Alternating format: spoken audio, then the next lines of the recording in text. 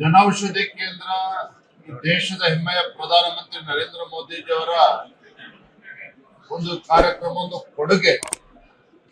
ಈ ರಾಜ್ಯದಲ್ಲಿ ದೇಶದಲ್ಲಿರ್ತಕ್ಕಂಥ ಬಡ ಜನರಿಗೆ ಕೈಗೆಟಕುವ ದರದಲ್ಲಿ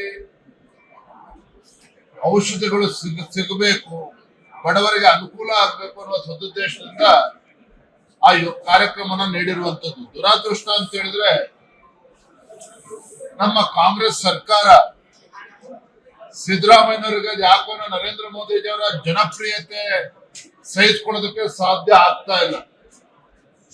ಅಹಿಂದ ಮುಖ್ಯಮಂತ್ರಿ ಅಂತೇಳಿ ಬೊಬ್ಬೆ ಹೊಡಿತಾರೆ ಸಿದ್ದರಾಮಯ್ಯನವರು.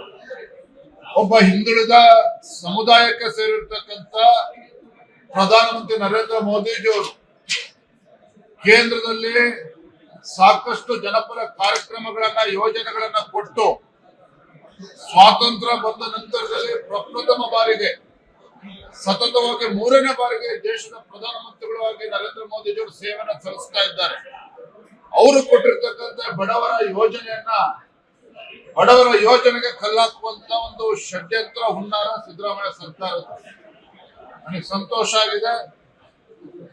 ಉಚ್ಚ ನ್ಯಾಯಾಲಯ ಸಿದ್ದರಾಮಯ್ಯ ಸರ್ಕಾರ ಏನು ಜನೌಷಧಿ ಕೇಂದ್ರವನ್ನ ಕ್ಯಾನ್ಸಲ್ ಮಾಡಿದ್ರು, ಆ ಒಂದು ಆದೇಶವನ್ನ ರಾಜ್ಯ ಉಚ್ಚ ನ್ಯಾಯಾಲಯ ಹೊಡೆದಾಕಿರ್ತಕ್ಕಂಥದ್ದು. ಎಲ್ಲ ಬಡವರಿಗೆ ಅನುಕೂಲ ಆಗಬೇಕು, ಜನೌಷಧಿ ಕೇಂದ್ರವನ್ನ ಮತ್ತೆ ತೆರಿಬೇಕು ಅಂತ ಹೇಳಿ ಆದೇಶ ಮಾಡಿರ್ತಕ್ಕಂಥದ್ದು ನಾನು ಸ್ವಾಗತ ಮಾಡ್ತೇನೆ. ಇದರ ಮುಖೇನ ರಾಜ್ಯದ ಮುಖ್ಯಮಂತ್ರಿಗಳಿಗೆ ನಾನು ವಿನಂತಿ ಮಾಡ್ತೇನೆ, ಆಗ್ರಹವನ್ನು ಕೂಡ ಮಾಡ್ತೇನೆ.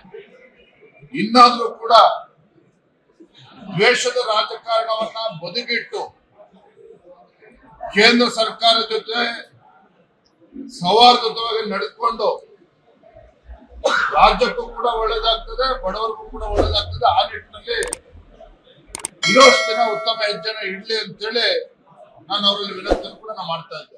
ಲೇಟೆಸ್ಟ್ ಹಾಗೂ ಇಂಟ್ರೆಸ್ಟಿಂಗ್ ಸುದ್ದಿಗಳಿಗಾಗಿ ಬಾಸ್ ಟಿವಿ ಕನ್ನಡ ಚಾನೆಲ್ನ ಸಬ್ಸ್ಕ್ರೈಬ್ ಮಾಡಿ, ಹಾಗೆಯೇ ಬೆಲ್ ಐಕಾನ್ ಪ್ರೆಸ್ ಮಾಡಿ.